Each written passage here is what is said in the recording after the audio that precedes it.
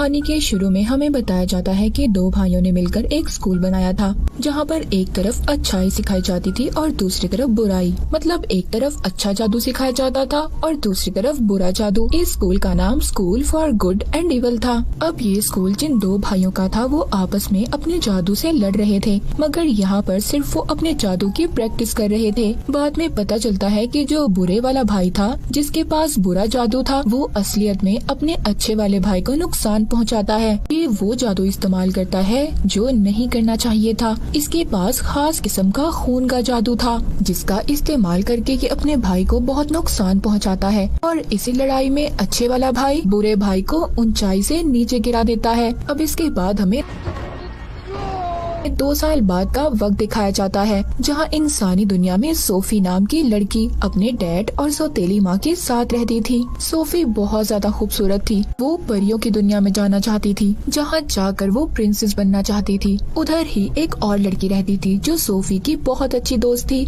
मगर ये बिल्कुल प्यारी नहीं थी। इसके बाल चुड़ैलों जैसे थे, इसीलिए शहर के सब लोग इसको चुड़ैल बुलाते थे। अब ये दोनों बिल्कुल अलग थी, मगर फिर भी इनकी दोस्ती बहुत गहरी थी। अब वो दोनों स्कूल जाती हैं, फिर वो किताबों वाली दुकान पर जाती हैं, जहाँ पर सोफी परियों और प्रिंसेस वाली किताब लेती है, जबकि उसकी दोस्त भूतों और चुड़ैलों वाली किताब लेती है। अब यहीं पर दुकानदार उसको उसी जादुई स्कूल की किताब देती है, जिसे देखकर सोफी उससे पूछती है कि ये स्कूल कहाँ पर है। वो दुकानदार कहती है, मैं नहीं जानती, शायद इस बारे में किसी को भी नहीं पता। ये या तो इसी दुनिया में होगा या फिर कहीं और सारी कहानियाँ भी इसी स्कूल से शुरू हुई थी, जो हम अक्सर किताबों में पढ़ते हैं, वो यहीं से लिखी जाती हैं। मगर सोफी की दोस्त यकीन नहीं करती। वो दुकानदार बताती है, कुछ सालों पहले हमारे गांव की लड़की को भी इसी स्कूल के मॉन्स्टर उठा कर ले गए थे, जिसका आज तक कुछ पता नहीं चला। अब सोफी उस स्कूल के बारे में इतना कुछ सुनकर ये वहाँ पर जाना चाहती थी। वो एक खत लिखती है और उसको एक पेड़ पर लगा देती है, जिसके नीचे वो अपना और अपनी दोस्त का नाम भी लिख देती है।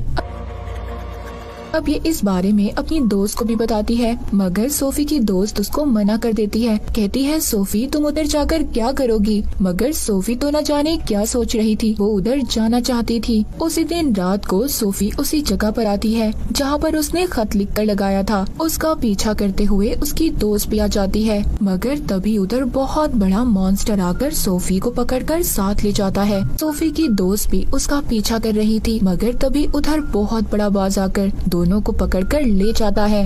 अब वो बाज सोफी को तो बुराई के स्कूल में और उसकी दोस्त को अच्छाई के स्कूल में छोड़ देता है। सोफी वहाँ के वुल्फ गार्ड से कहती है, मैं गलती से यहाँ पर आ गई हूँ और मुझे तो अच्छाई वाले स्कूल में जाना चाहिए था, मैं इतनी प्यारी भी हूँ। अब वो अंदर जाकर एक लेडी से शिकायत करती है जो यहाँ की प्रिंसिपल थी। वो बताती है, हमारे बाज से कभी कोई गलती नहीं होती, जो जिस इंसान की जगह होती है उसको वहीं पर छोड़ता है। उधर सोफी की दोस्त अच्छाई वाले स्कूल में थी,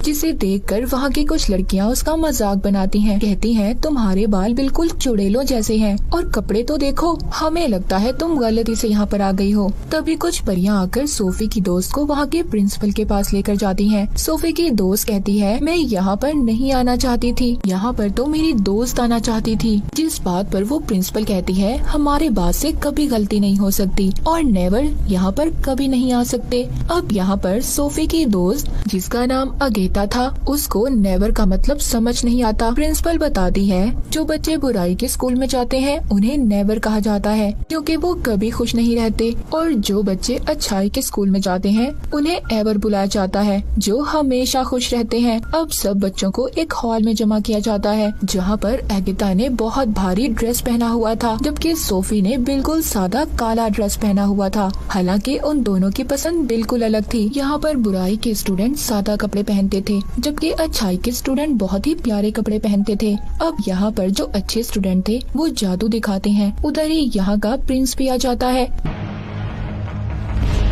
मगर इसको एक बुरा स्टूडेंट चैलेंज करता है और उसे नीचे गिरा देता है। तभी इसकी नजर सोफी और अगेता पर पड़ती है, मगर ये किसी दूसरी लड़की के पास जाकर बैठ गया था। अब यहाँ पर स्कूल के हेड आते हैं। ये वो ही हेड थे जिन्होंने अपने भाई को मार दिया था, जो बुरा था, जो हमने कहानी के शुरू में भी देखा था। प्रिंस भी इन्हीं का बेटा था। अब यहाँ पर ये सब स्टूडेंट से कहते हैं, सबको दिल लगाकर पढ़ना होगा और अच्छे से नंबर लाने होंगे, और जो अच्छा होगा उसी के बारे में कहानी कहानी लिखी जाएगी और उसको इंसानों की दुनिया तक पहुंचाया जाएगा। मगर तभी अगिता और सोफी कहते हैं अगर कोई गलती से गलत जगह पर आ गया हो तो हेड कहता है नहीं, ऐसा नहीं हो सकता, हमारे से गलती नहीं हो सकती। ये कहकर वो यहाँ से चले जाते हैं।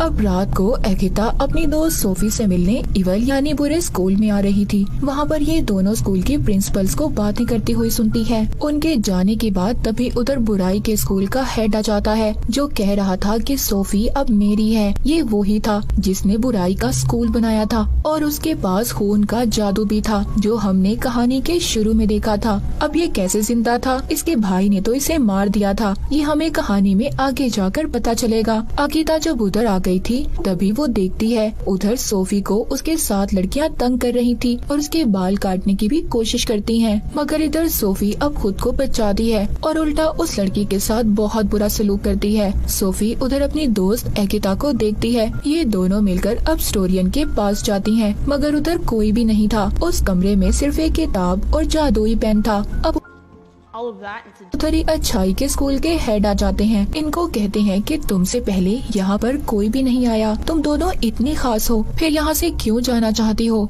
मगर सोफी कहती है मैं नहीं जाना चाहती, ये जाना चाहती है। मैं तो बस गलत स्कूल में आ गई हूँ, मुझे अपनी पुरानी जिंदगी बिल्कुल अच्छी नहीं लगती। अगिता सोफी को भी अपने साथ लेकर जाना चाहती थी। वो हेड से पूछती है क्या सिंड्रेला, स्नो वाइट जितनी भी कहानियाँ हैं सब सच्ची हैं? वो कहता है हाँ बिल्कुल सब सच्ची हैं और वो सब यहीं पर पढ़ते थे। यहीं पर वो सोफी से कहता है अगर तुम अच्छे स्कूल में आने के काबिल होती हमारा बास तुम्हें बुराई के स्कूल में नहीं भेजता। वो कहती है मैं अच्छी हूँ, प्यारी हूँ, यही चीज तो अच्छाई के लिए है। अगिता उसकी दोस्त कहती है उसके लिए सच्चा प्यार चाहिए, जब तुम ये ढूंढ लोगी तो तुम अच्छाई वाले स्कूल में आ जाओगी। ये सब बातें करने के बाद हेड उन दोनों को अब उनकी क्लासेस में भेज देता है।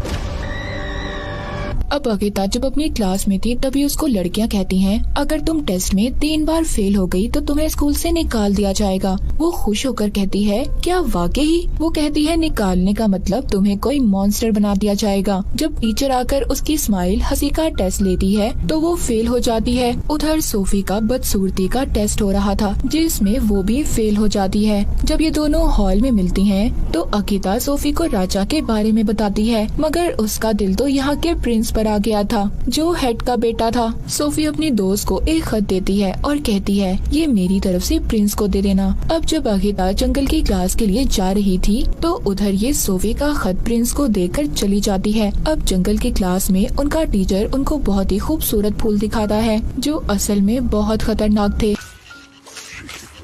को स्केरक्रो भी दिखाता है जिसको खेतों में खड़ा किया जाता है इंसान जैसा पुतला बनाकर। वो बताते हैं ये रात में जिंदा हो जाता है। तभी उधर एक लड़के को फूल काट लेता है जिससे वो डरकर भाग गया था। ये लड़का तीसरी बार फेल हुआ था। जब अगिता उसका पीछा करती है तो देखती है उसके इर्द गिर्द तूफान का घेरा बन जाता है और वो गायब हो गया था, जिसे देखकर अगिता बहुत ज्यादा डर गई थी। उधर सोफी को भी क्लास में एक लड़की तंग कर रही थी और टीचर भी उसको नहीं रोकती क्योंकि ये बुराई का स्कूल था और इन्हें तो ये सब कुछ देखकर मजा आ रहा था। तभी वो लड़की अपने टैटू से छोटा सा ड्रैगन निकालती है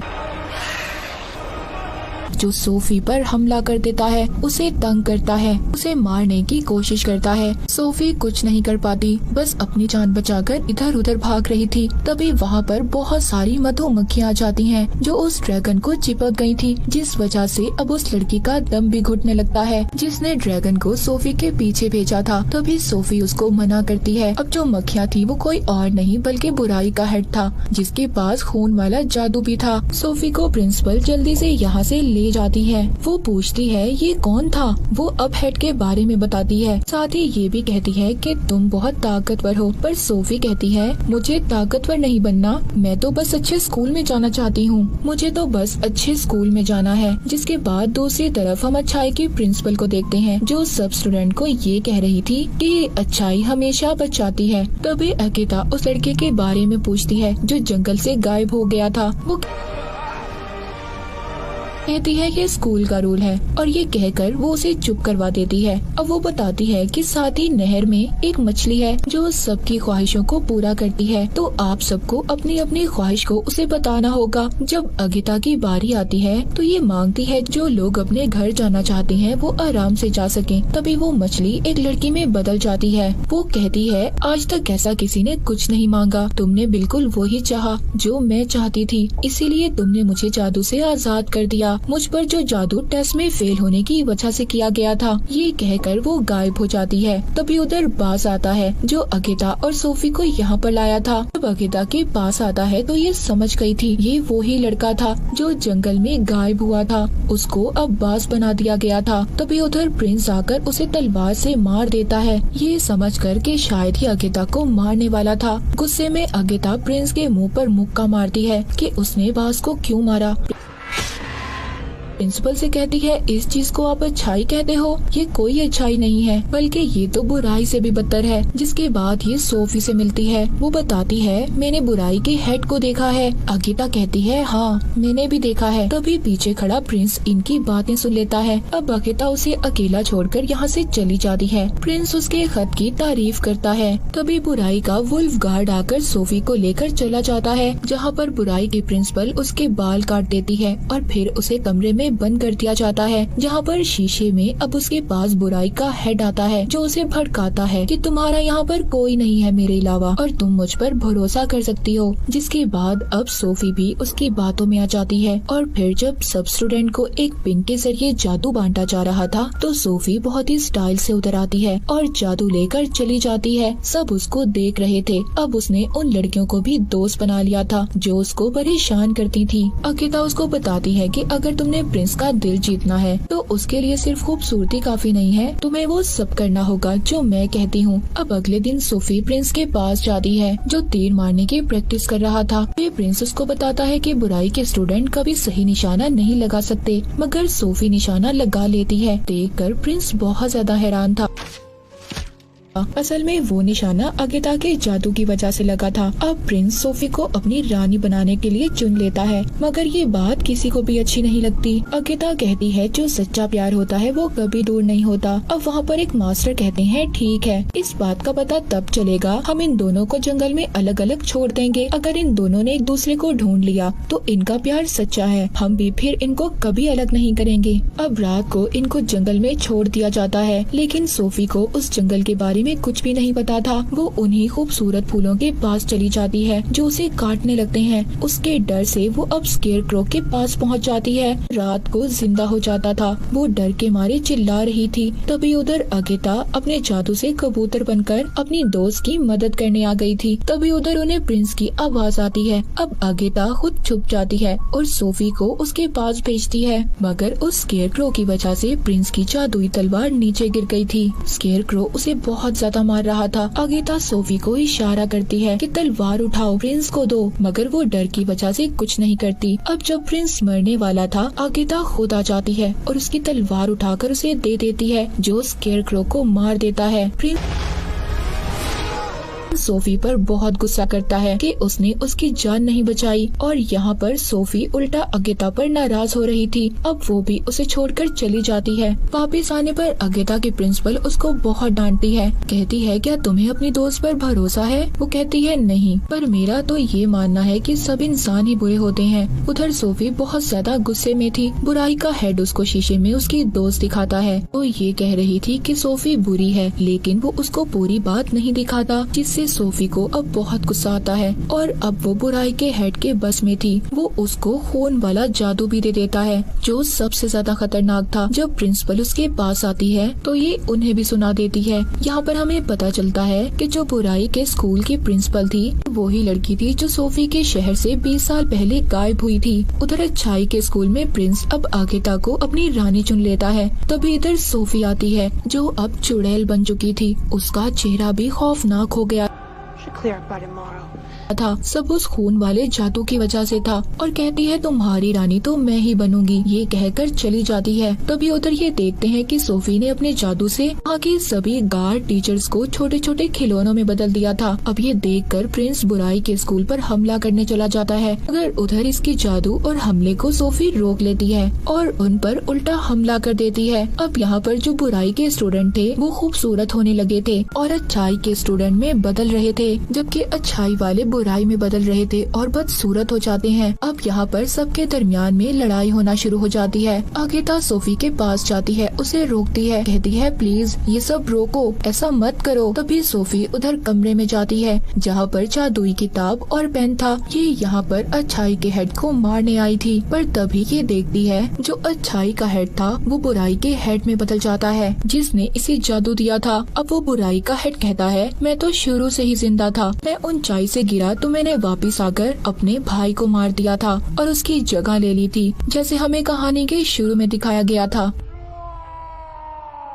अब वहाँ पर ये सोफी को जैसे ही अपने काबू में करता है उधर सब कुछ तबाह होने लगता है। सोफी उससे कहती है इसे रोको, मैं ऐसा नहीं चाहती थी, मैं सबको मारना नहीं चाहती थी। तभी उधर अगेता जाती है, इस पर वो बुराई का हेड कहता है ये अब मेरी है, तुम इसको कहीं नहीं ले जा सकती। वो कहती है मेरे होते हुए तुम मेरी दोस्त को कुछ नहीं कर सकते। तभी बुराई का हेड उस पर जादुई पेन से हमला करता है, पर उसके आगे सोफी आ गई थी जो पेन उसे लग जाता है। अब क्योंकि सोफी और बुराई के हेड का जादू एक ही था, जैसे ही वो पेन सोफी को लगता है वो जख्मी हो जाती है और उनका जादू अलग हो जाता है। अब वहाँ पर प्रिंस भी आकर उसे मारने लगता है, मगर वो उल्टा उस पर हमला कर देता है जिससे प्रिंस भी दूर जाकर गिरता है। मगर सोफी अपने जादू से उसकी तलवार उसकी तरफ कर रही थी, जिसको अब कूद कर अगेता पकड़ लेती है और बुराई के हेड को मार देती है। अब सोफी भी मर गई थी, जिसे अगेता देखकर बहुत रोती है, लेकिन जब उसके आंसू उसके जख्म पर गिरते हैं तो वो दोबारा जिंदा हो जाती है, जिसे देखकर वो बहुत खुश होती है। अब इसके बाद वहाँ पर अच्छाई और बुराई दोनों के लोग मिल जाते हैं। वो सब एक दूसरे के साथ हंसी खुशी रहने लगे थे। तभी वहाँ पर जादू से एक रास्ता खुलता है जो उनके घर का रास्ता था।